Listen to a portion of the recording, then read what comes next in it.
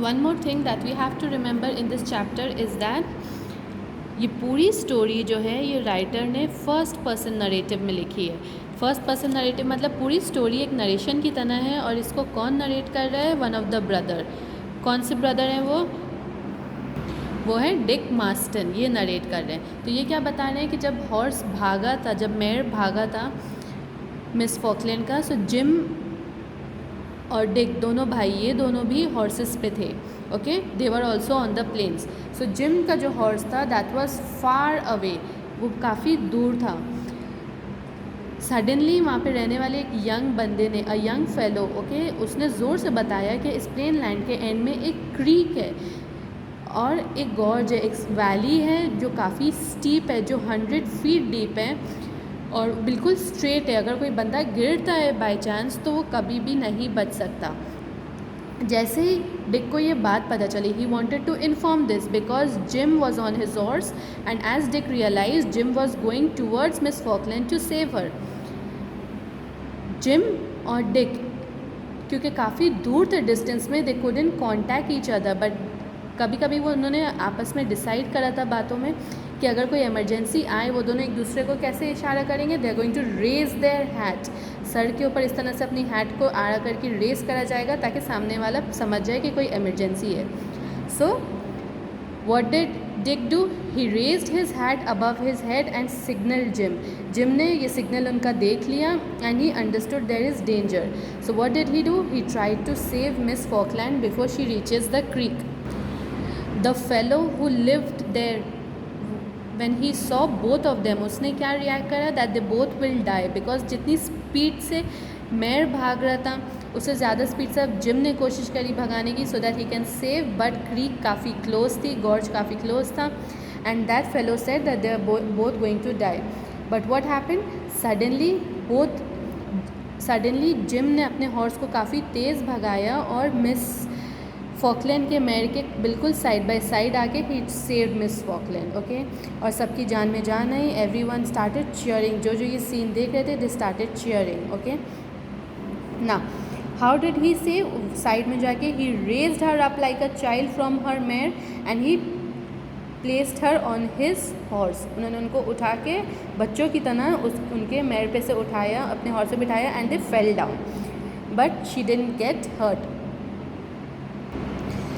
Here what does the word saddle mean? Saddle means the seat of the horse, and haunches क्या हुआ? जैसे ही miss Falkland का जो mayor था, जब उन्होंने उनको रेस कर दिया, उस पे से हटा दिया सैडल पे से मिस फॉकलैंड को, उनका मेयर जो है वो काफ़ी स्ट्रेट डायरेक्शन में, it kept on running like a thunder lightning. But the horse of gym, okay, horse of gym, उसने क्या करा? It took a sudden U turn. जैसे उन्होंने हटाया और वो गिर गए दोनों हॉर्स पे से, जिम के हॉर्स ने एक सडन यू टर्न ली और वो बच गया, बट मेयर जो है वो सीधा उस वैली में चला गया।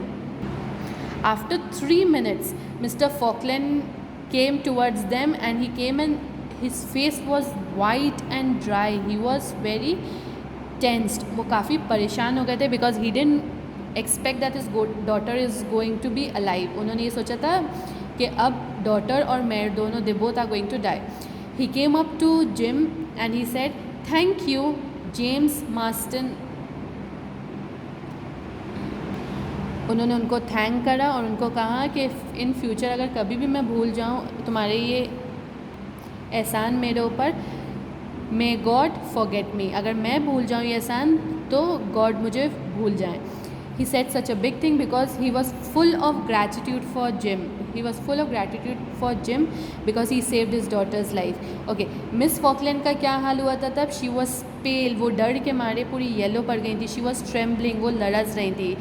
फियर तो था, साथ में उनके एक्साइटमेंट थी। She was trying to stop her tears. Okay, जब वो अपने टीयर्स को रोक रही थी, she was feeling choked. जब हम ओवर एक्साइटेड हो जाते हैं या कोई परेशानी होती है तो जब हमें आंसू आ रहे थे, we trying to stop our tears, what happens? We feel as if something is going down our throat and we can not breathe, so this is called choking. She was choking and then what happened? What did Jim say? Jim said that he will try his level best, he will risk his life but try to save Miss Falkland. Why did he do this favor? What do you think? इन्होंने ये favour क्यों करा था? Because Mr Falkland was owner of the sheep station, जिसके अंदर ये दोनों भाई काम करते थे. Okay, then come to paragraph 6. After that what happened, they went towards the edge of the valley. उस प्लेन के एज पे गए झांकने के लिए कि उस मेयर का क्या हाल था. And what did they see? They all looked down, they peeped down from the brink, from the edge of the place, and what did they see? They could only see a bright colored mass.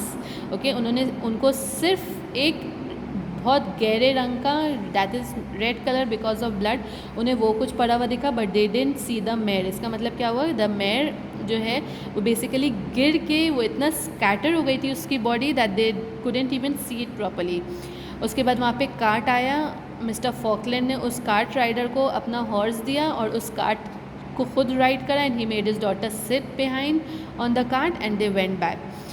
And as for Jim and his brother, Jim को बीच में करके one side his brother was riding, then Jim was riding his horse, और end में वो cart rider जो Mr Falkland का horse ride कर रहे थे, they went back to the sheep station. I hope आपको स्टोरी समझ में आ गई होगी. Read it, go through it, read it again and again, it will be clear. Any doubt, any questions, you can ask me, you can contact me. Underline the important words, whatever I explain meanings आप side में लिख सकते हैं. Next video I will explain you the copy work and send you the PDF. Read the chapter till then.